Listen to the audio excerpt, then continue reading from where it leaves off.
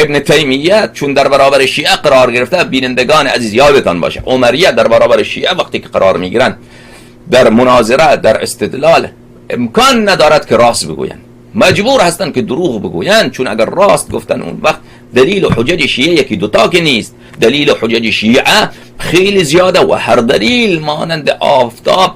روز افزون هست، جهان افروز هست و روشن و واضح هست، لذا مجبورن که دروغ بگوین. و همچنین جماعت نابکار دجالیه این چنین هستن، وقتی که در برابر شیعیان قرار میگیرن این جماعت دجالیه مجبورن که دروغ بگویند، مجبورن که بله تمام علما قائل به ولایت فقیه بودند، بله ائمه علیهم السلام شهید شدن از برای تشکیل دولت اسلامی، این آرمان تمام ائمه علیهم السلام بوده، آرمان تمام انبیا علیهم السلام بوده و از این خزعبلات و دروغ ها که آقای خمینی اینها را از اخوان المسلمین یک مقدارش را یاد گرفته، یک مقدار دیگه هم خود این جماعت از پیش خودشان دروغ بافتند و ساختند و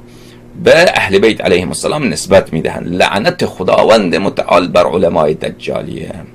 و خداوند متعال شیعیان را، مؤمنین را از شر دجالیه حفظ بکند، چون این جماعت خطرش خیلی بیشتر از وهابیت، خطرش خیلی بیشتر از داعش. چرا؟ چون کفر داعش برای شیعیان واضح و روشنه، خب برای خود عمریه واضح و روشنه. این که جماعت وهابیت،